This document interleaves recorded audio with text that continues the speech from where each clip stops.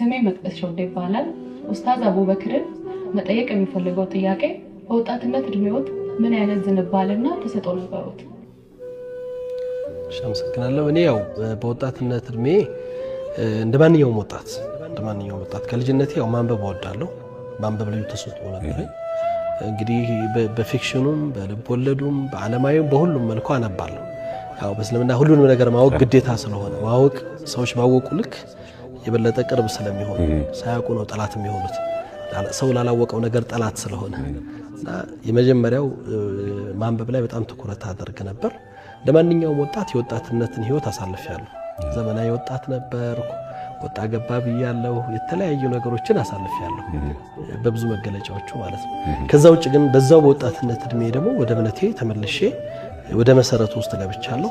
በልጅነቴ ልዩ ትኩረት ሰጥቼ በወጣትነት እድሜ እንደ ሙስሊም ማህበረሰብ ሚና የነበረው የሆነ ደረጃ ላይ ደርሶ ኃላፊነቱን የሚወጣ ሰው ለመሆን ራሴን በእውቀት መገንባት፣ ማህበረሰቡን ማገልገል።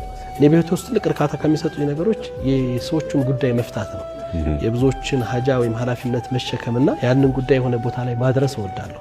ያ እንግዲህ ያደኩበት ከልጅነት ያደኩበት ይመስለኛል ባህሪ ያ ነበር ዝንባሌና በጣም ማንበብ እወዳለሁ። እዛው መስመር ውስጥ ነው የኖርኩትም ዛሬም ድረስ ያለሁት። እምወደው ነገር ነው በህይወቴ ውስጥ ትልቅ ነገር ነው ብዬ ማመን። ምክንያቱም ራስህንም ይገነባሃል እንደ ሰውም የተሻለ ማንነት እንዲኖር ያደርጋል ብዬ ስለማመን። ከዛ ውጭ ደግሞ ህይወቴ ውስጥ የሆኑ የሰዎች ጉዳይ በእኔ ህይወት ውስጥ ቦታ ኑሯቸው እነዛን ነገር ማሳካትና ግብ ላይ ማድረስ እወዳለሁ። እንደ ወጣትነት ትልቅ ትኩረት ሰጥቼ ከምሰራበት የነበረው ነገር ነው ብዬ አስባለሁ። ስለዚህ ሁለቱንም ነገሮች ያሳልፈናል። እንደ ሰው የሰውኛውን ኑሮ እንደገና ደግሞ ወደ መንፈሳዊ ወይ ደግሞ ወደ ሃይማኖት ተጠቅቶ ደግሞ ማድረግ የሚገባንን ጊዜ ባላንስ አድርገን ሄደናል ማለት ነው። አዎ ማለት እኔ በወጣትነት ስለ ሁሉንም አይነት የወጣትነት ባህሪያቶች ውስጥ ለወጣቱ የሚያልፈውን ላይፍ ስታይል ውስጥ ኖሬያለሁ። ኦኬ ያንን ሳደርግ ብዙ ጊዜ አንዳንድ ጊዜ እኔ ደናሽ ነበርኩ ብዬ ስናገር ሰው ባለፈ ህይወትህ እስልምና አንድ ሰው ፈጣሪ የማይወደውን ተግባር ሲሰራ ያ የኖረበትን ተግባር እንደ ዝና ያወራው እንደ ክብር አይመጻደቅበት። ምክንያቱም መጀመሪያ የሚተሰራው አላህ የማይወደው ተግባር ነው። እንደውም ማስተማሪያ ነው። አላህን በማይወደው ነገር ሰው አይመጻደቅም።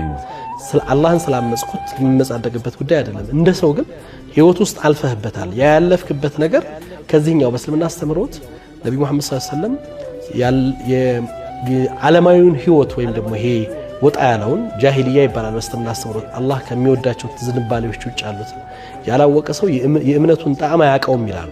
ምክንያቱም ሰው ጨለማን ብርሃን ጥቅም የሚያውቀው ጨለማውን ውስጥ ሲኖር ነው። ያን ፓርት መኖሬ ለኔ ትልቅ ትምህርት ሆኖ እዚህኛው ላይ የበለጠ ጠንካራ እንደሆነ አድርጎኛል። ግን በወጣት